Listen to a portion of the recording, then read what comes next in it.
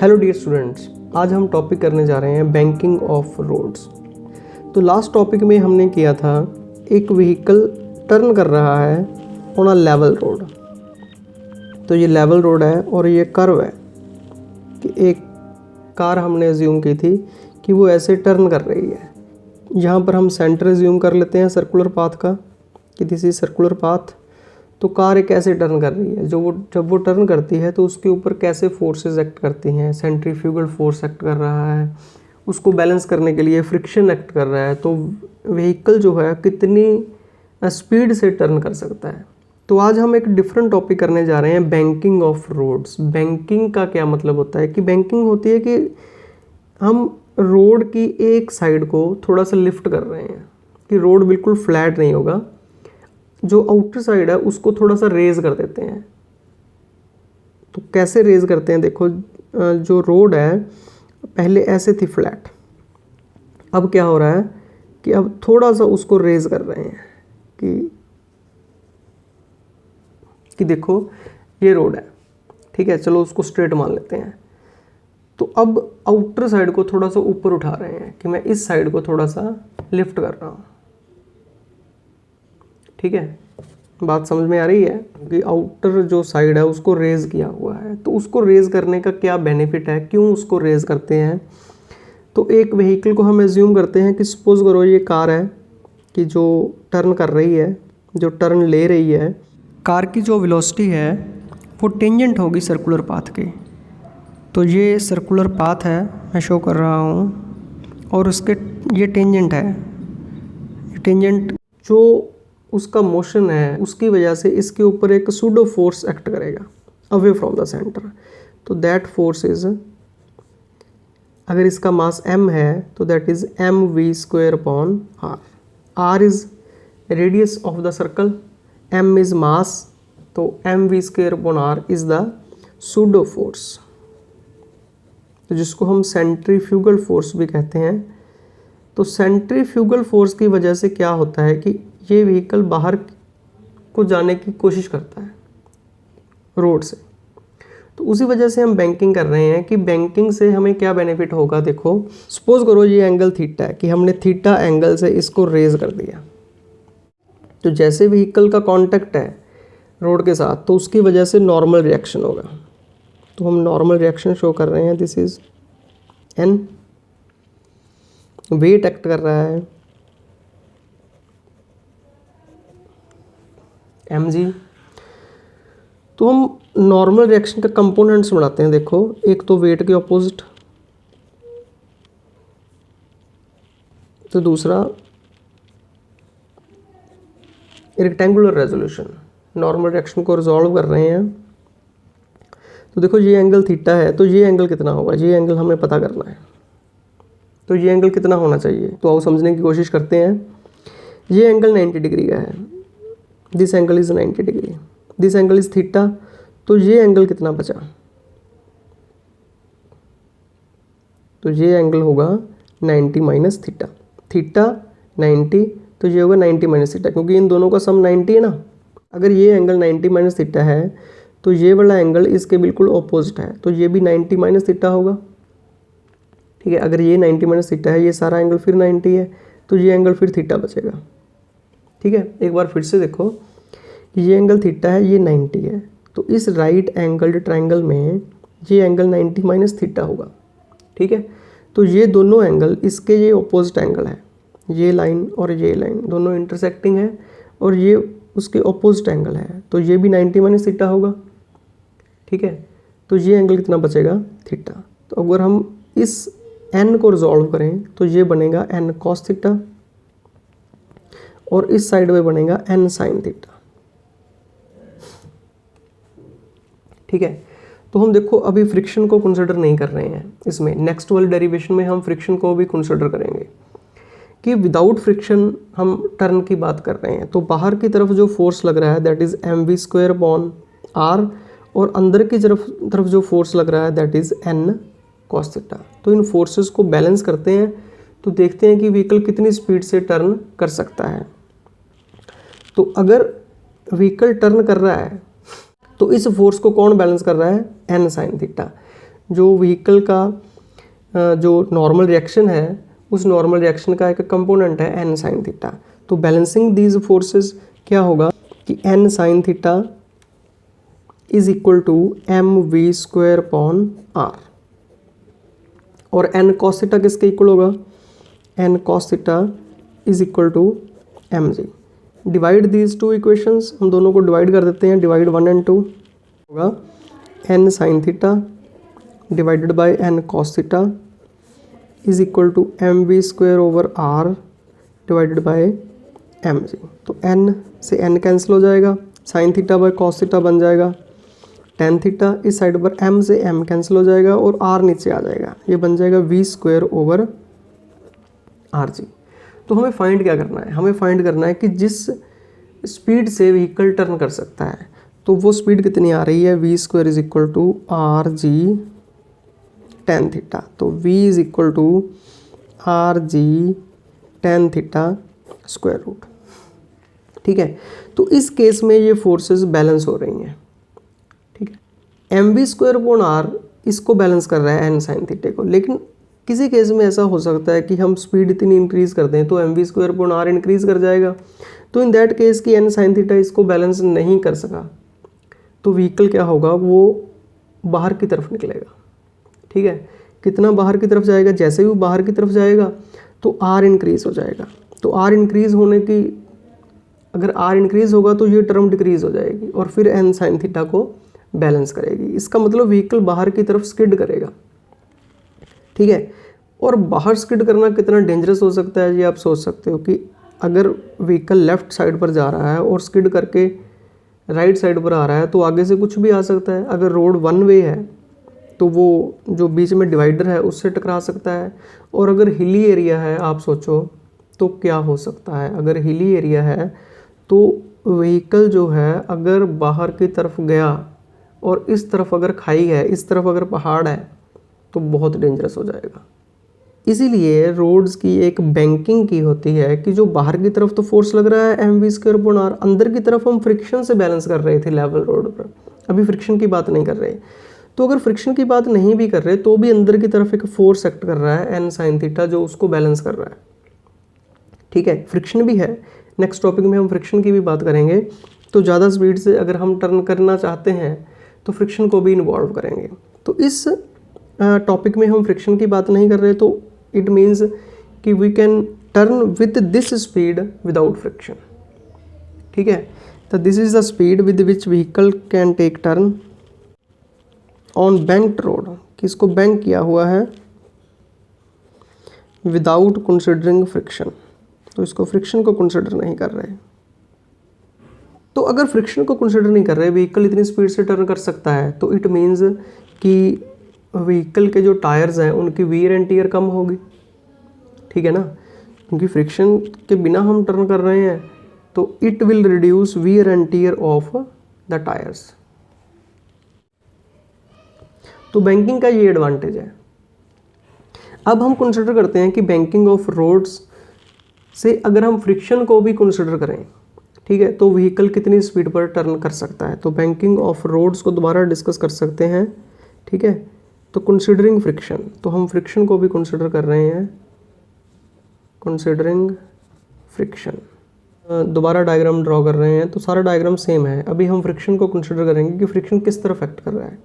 अगर जो व्हीकल है जो ज़्यादा स्पीड से टर्न करता है mv² अपॉन r इंक्रीज़ करता है देन n साइन थीटा, तो अंदर की तरफ एक फ्रिक्शन भी एक्ट कर रहा है जो उसको बैलेंस करने की हेल्प करेगा। ठीक है, तो व्हीकल अगर बाहर की तरफ स्किड करने की कोशिश कर रहा है out the road along this way, ठीक है, सेंट्रीफ्यूगल फोर्स चाहे इस तरफ एक्ट कर रहा है, लेकिन अगर व्हीकल स्किड करेगा रोड पर तो वो इस तरफ जाएगा। तो फ्रिक्शन एक्ट करेगा, सभी टायर्स पर एक्ट करेगा, लेकिन हम उनका एक कॉमन कंपोनेंट शो कर रहे हैं कि that is F along this side, this is friction. ठीक है, तो इसके भी हम कंपोनेंट्स करेंगे, क्योंकि अगर हम फोर्सेस को रिजॉल्व कर रहे हैं तो along this direction and along this direction, horizontal and vertical, इसको बैलेंस कर रहे हैं। तो एन को देखो हमने रिजॉल्व कर दिया है, तो हम एफ को रिजॉल्व करेंगे। अगर हम इसका कंपोनेंट शो करें अलोंग दिस डायरेक्शन, ठीक है, और दूसरा कंपोनेंट शो करें दिस डायरेक्शन, तो ये एंगल थीटा होगा, ठीक है, this is theta, this is theta. तो एफ का ये कंपोनेंट बनेगा एफ कॉस थीटा और ये वाला कंपोनेंट बनेगा एफ साइन थीटा। तो देखो जो ये कंपोनेंट है एफ कॉस थीटा, ये भी अंदर की तरफ एक्ट कर रहा है। आप ऐसे भी कह सकते हैं कि ये सेंट्रीपिटल फोर्स प्रोवाइड कर रहा है। अगर हमने इसको सेंट्रीपिटल फोर्स के नज़रिए से देखना है, जो force towards the centre act करते हैं, that is called centripetal force, तो ये भी बैलेंस करेगा mv²/r को। तो f cos थीटा अंदर की तरफ एक्ट कर रहा है, n sin थीटा अंदर की तरफ एक्ट कर रहा है, तो क्या होना चाहिए कि जो हमारा mv²/r है उसकी मैक्सिमम वैल्यू इन दोनों की वैल्यू से इंक्रीज़ नहीं करनी चाहिए। अगर इसकी वैल्यू फिर भी इंक्रीज़ करेगी, व्हीकल ज़्यादा स्पीड से टर्न करता है, तो फिर व्हीकल बाहर की तरफ स्किड कर जाएगा, अगर फ्रिक्शन होते हुए भी, ठीक है। तो हमें क्या करना है कि इसकी जो वैल्यू है mv²/r की, देखो फ्रिक्शन वेरी करता है ना, friction is self adjusting force, तो फ्रिक्शन की एक मैक्सिमम वैल्यू होती है, that is called limiting friction, ठीक है। तो फ्रिक्शन तो लिमिटिंग फ्रिक्शन तक ही इंक्रीज कर सकता है ना, n sin theta is fixed, तो वो तो चेंज करेगा ही ना, उसकी एक फिक्स्ड वैल्यू है, तो इसकी एक मैक्सिमम वैल्यू होगी। तो mv²/r की जो मैक्सिमम वैल्यू है, जिस स्पीड से व्हीकल टर्न कर सकता है विद मैक्सिमम स्पीड, वो इसकी वैल्यू प्लस लिमिटिंग फ्रिक्शन जो मैक्सिमम वैल्यू है उसके इक्वल होनी चाहिए। तो फोर्सेस को जब हम रिजॉल्व करेंगे तो क्या बनेगा, तो for vehicle taking turn with maximum speed mv²/r किसके इक्वल होना चाहिए, तो mv²/r की मैक्सिमम वैल्यू किसके इक्वल हो सकती है, n sin theta plus f cos theta, जो कि लिमिटिंग फ्रिक्शन का एक कंपोनेंट है, f cos theta maximum friction का कंपोनेंट है। तो दूसरी तरफ भी हम फोर्सेस को बैलेंस करते हैं, तो n cos थीटा किसके इक्वल होगा, f sin theta plus mg,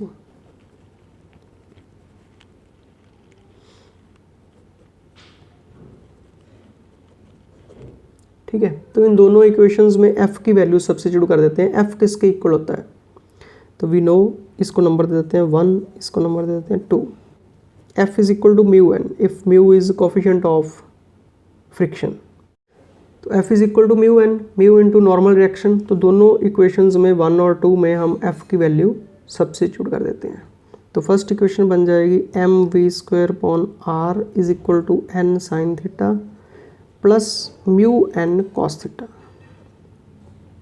ठीक है, इसको नंबर दे देते हैं 3। और इक्वेशन नंबर 2 में भी हम सब्स्टिट्यूट करते हैं n cos theta is equal to mu n sin theta plus mg। अगर इसमें से mg फाइंड करें, देखो mg फाइंड करते हैं और इस इक्वेशन को हम इस वैल्यू को दूसरी तरफ ले जाते हैं और mg लिखते हैं हम, mg किसके इक्वल होगा, तो mg इक्वल होगा n cos theta minus mu n sin theta, give it number 4। तक वैसी ही इक्वेशन बना सकें जैसी लास्ट टॉपिक में बनी थी, mv²/r, दूसरी तरफ था mg, तो इसको डिवाइड कर दिया था। तो इसमें भी हमने एक इक्वेशन में mv²/r ले आए और दूसरी इक्वेशन में mg लेकर आ रहे हैं, ताकि m और m कैंसिल हो जाएं और v² की वैल्यू हम फाइंड कर सकें।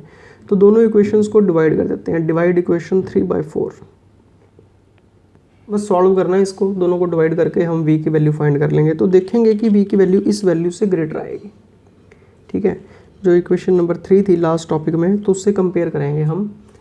तो डिवाइड करके बनेगा mv²/r divided by mg is equal to n sin theta plus mu n cos theta divided by n sin theta minus mu n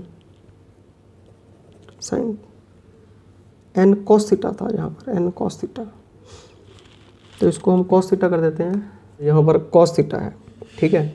तो इस साइड से m से m कैंसिल हो जाएगा और बचेगा v²/rg, और इन दोनों में से n कॉमन आ जाएगा, इन दोनों में से भी n कॉमन आ जाएगा, तो n क्या होगा, कैंसिल हो जाएगा। तो ऊपर क्या मिलेगा, sin theta plus mu cos theta, और नीचे क्या होगा, cos थीटा माइनस म्यू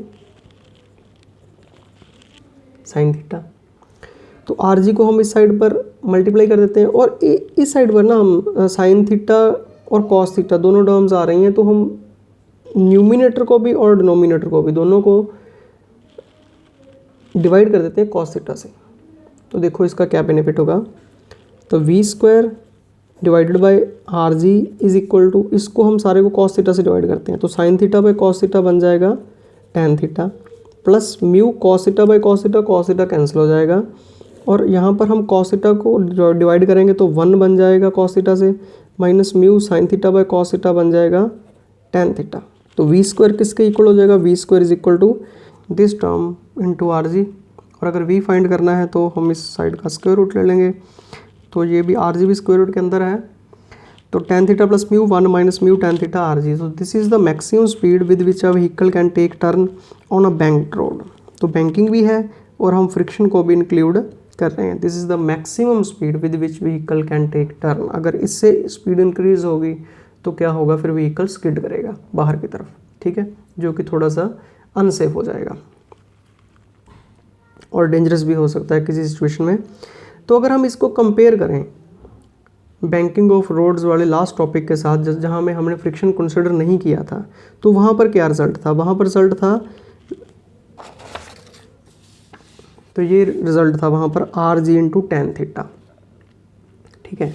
तो देखिए इसमें भी आर जी है इंटू टेन थीटा है, बट टेन थीटा में कुछ ऐड हो रहा है, म्यू ऐड हो रहा है, ठीक है, कुछ ऐड हो रहा है, तो न्यूमिनेटर इंक्रीज हो गया, और डिनोमिनेटर में वहाँ पर कुछ भी नहीं था, और यहाँ पर 1 माइनस समथिंग है। अगर 1 माइनस समथिंग कर रहे हैं तो मीन्स वैल्यू लेस देन 1 है। अगर किसी भी चीज़ को लेस देन 1 से डिवाइड करें तो वो वैल्यू इंक्रीज होती है, ठीक है।